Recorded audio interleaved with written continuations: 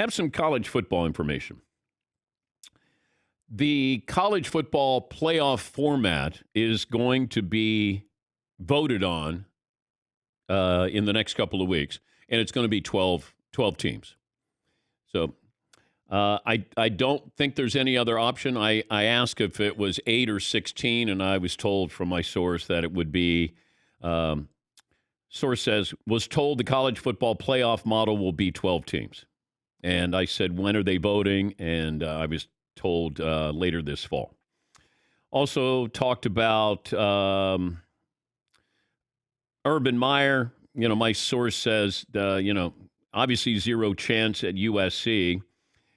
LSU has to hire someone who can get into the Arch Manning sweepstakes, and that person is not Ed Orgeron. And I followed up with my source. I said, do you think LSU will fire Ed O to hire someone who can recruit Arch Manning? And my source said yes. There's a ton of issues at LSU off the field. They aren't playing well. Offensive coaches that are hired aren't getting it done. And then my source said, you guys want to guess who the front runners for Arch Manning are, according to my source? Paulie? Lane Kiffin. Lane Kiffin, no. Oh. McLevin? Alabama? Alabama is the front runner. They're the front runner? Yes. And then one team needs a little boost here as of late. And another team that might surprise you, although their head coach, offensive-minded head coach, and a lot of boosters there at this university. Yes, McLevin. Texas? Yes. What? Yeah. Whoa. They're back. They're back just by having this rumor. Yes. You said boosters. That's what's the good key. Clemson is the other team. Yeah. So Alabama. So my source says, I think Alabama's the front runner with Clemson and Texas close behind. LSU has to get into the mix.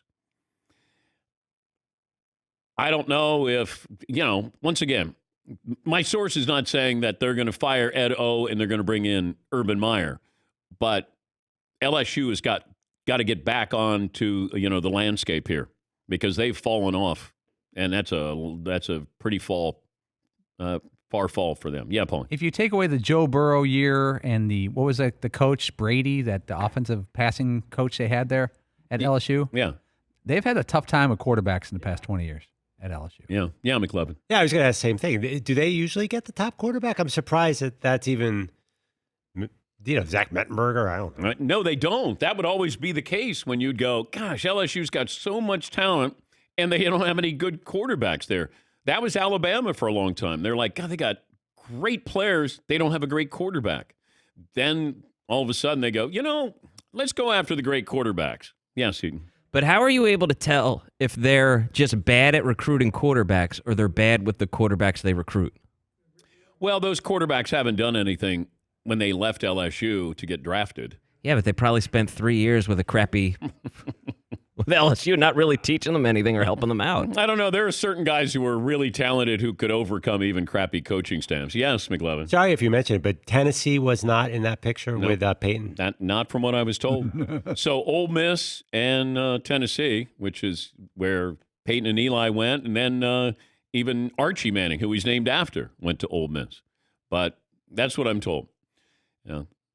So if Urban Meyer goes back to the college ranks, would LSU be a landing spot? Speculation, but this is from my reliable source, and we're going to have 12-team playoffs format. That'll be voted on.